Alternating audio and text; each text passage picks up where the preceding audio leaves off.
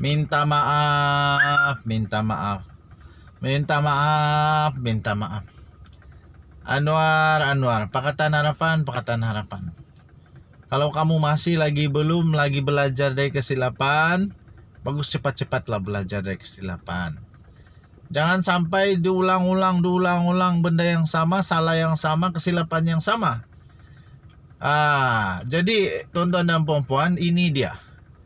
Sudah diagak lah, sudah diagak, sudah dijangka. Tun Mahathir memang tak ada jalan.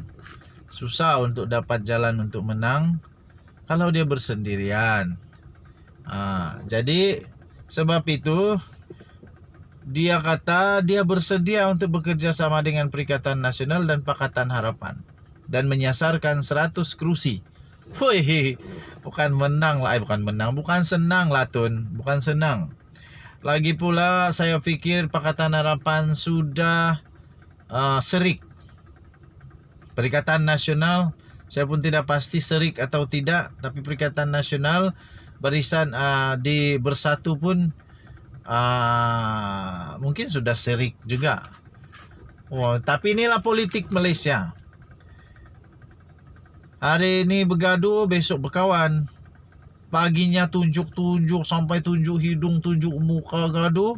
Tengah hari minum kopi sama-sama. Jadi rakyat jelata pula yang TGG bergaduh sampai berputus saudara lah. Ndak bertengok lagi lah. Mika kaus kami bilang. Kumaus sampai tidak mau tengok saudara. Jangan kamu begitu. Jangan bergaduh-gaduh bah. Kalau mau berkempen, kempen saja. Tapi saudara tetap saudara. Keluarga tetap keluarga. Bukan ahli politik bagi kamu makanan pun kalau kamu bergaduh. Sampai bila-bila. Yang sakit nanti kamu. Yang sakit nanti kamu. Yang gali kubur kamu nanti bukan kamu sendiri. Bukan juga ahli wakil rakyat, bukan. Bukan juga YB yang pergi gali kubur kamu itu, bukan. Tapi saudara marah juga. Jadi begitulah politik. Kejap bergaduh, kejap berkawan. Jangan kamu terlampau ekstrim sampai ndak ingat bahwa kamu pun akan mati nanti. Kalau sudah mati, yang gali kubur saudara marah tahu. Jadi jangan bergaduh sampai begitu. Sebab ahli-ahli politik ndak bergaduh sampai begitu, yo. Diorang oke aja itu. Jadi macam begitulah yang berlaku. Tiba-tiba Tun Mahathir kata dia bersedia untuk bekerja sama dengan Perikatan Nasional dan Pakatan Harapan. Aduh, Anwar. Kalau kau bekerja sama dengan dengan Tun Mahathir pun belum tentu menang. Kalau kau tidak bekerja sama pun belum tentu menang juga. Gabungan Parti-Parti Hak Melayu, Gerakan Tanah Air GTA, pimpinan Dr. Mahathir sedia untuk menjalin kerjasama dengan kedua-dua Perikatan Nasional dan Pakatan Harapan. Kenapa mau bekerja sama di saat akhir ini? Mungkin Tun Mahathir yakin sangat dia tak menang. Yakin sangat mungkin dia tidak menang. Jadi kerana dia yakin dia tidak menang, dia terpaksalah untuk hilangkan ego, untuk dapat juga bekerja sama dengan orang yang sudah buang dia daripada Bersatu, yang sudah buang dia daripada parti yang dia sebagai bapa itu parti kena buang. Tapi kerana politik itu boleh runding. Mahathir berkata rundingan dengan PN sedang berjalan. Sementara dia masih menunggu jawapan daripada Pakatan Harapan dan pengerusinya Anwar Ibrahim. Bercakap pada sidang media di Putrajaya, Mahathir berkata rundingan dengan PN sedang berdepan beberapa masalah kecil dan belum ada perjanjian dibuat setakat ini. Katanya, saya kena jelaskan bahawa rundingan dengan Perikatan Nasional masih diteruskan. Ada beberapa masalah kecil yang masih belum kami selesaikan, katanya. Masalah kecil kah? Masalah super besar. Mana ada masalah kecil dalam politik? Mesti semua besar-besar lah. Ditanya mengenai kerjasama dengan PH, Mahathir berkata dia telah menyatakan dengan jelas bahawa dia mahu melibatkan mereka tetapi belum mendapat maklum balas. PN dan PH dijangka akan bertemu pada pilihan raya dalam usaha untuk menyingkirkan Barisan Nasional. Bagaimanapun Mahathir menegaskan bahwa kerjasama pembangkang diperlukan untuk memastikan BN diusir dari Putrajaya semula. Mahathir pada sidang media hari ini berkata, buat masa ini, GTA menyasarkan untuk bertanding di sekurang-kurangnya 100 kerusi, yang mungkin meningkat kepada 120 jika mereka memutuskan untuk bertanding di Sabah dan Sarawak. Oh, ini misi mustahil nih. Ini mission impossible ini, tuan-tuan dan puan-puan yang dihormati sekalian. Ini memang mission impossible. Macam mana diorang boleh menang 120? Kalau diorang menang 120, diorang lah yang terus menang di jadi pemerintah. Kalau diorang boleh menang 100 atau 120, tidak perlulah untuk diorang bekerja sama dengan mana-mana parti.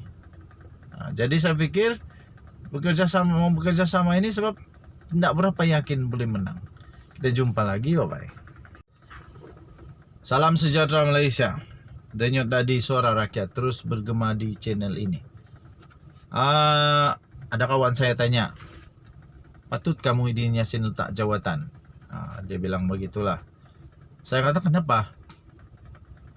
Dia kata prestasinya dalam PRK pilihan raya negeri di Johor dan juga di Melaka teruk, dia bilang lah, teruk begitu dia bilang. Jadi mungkin bagi lebih baik dia undur diri dan dia letak jawatan supaya ada orang yang boleh mengetuai Perikatan Nasional. Saya tidak setuju. Saya bilang jangan begitu. Sebab ini sudah terlanjur. Mau dekat-dekat pilihan raya baru mau kocak begitu, memang akan jadi bukan kocakan air saja, tapi itu akan jadi tsunami air tuh, bahaya. Oke. Lepas tu dia kata lagi, tak payahlah, undur diri sajalah Tan Sri Muhyiddin Yassin, undur diri sajalah daripada jadi Perdana Menteri sekali lagi. Saya pun kata, janganlah macam itu. Okey apa? Muhyiddin jadi Perdana Menteri dulu, banyak bantuan yang rakyat dapat. Lagi bagus, lagi hebat kerana dia dapat melalui fasa pandemik yang teruk itu dengan begitu tenang sekali. Okey, jadi terbaru daripada Muhyiddin Yassin pula adalah pembagian kerusi komponen PN selesai. Akhirnya Perikatan Nasional selesai. Perikatan Nasional selesai telah memuktamadkan pembagian kerusi dalam kalangan 3 parti komponen di Semenanjung Malaysia, Bersatu PAS dan Gerakan. Okey, rupa-rupanya ini untuk di Semenanjung Malaysia saja. Sabah Sarawak belum lagi selesai kot. Pengerusi PN Muhyiddin Yassin berkata ketiga-tiga parti terbabit menunjukkan toleransi dan rasa hormat yang amat tinggi sepanjang proses rundingan berlangsung.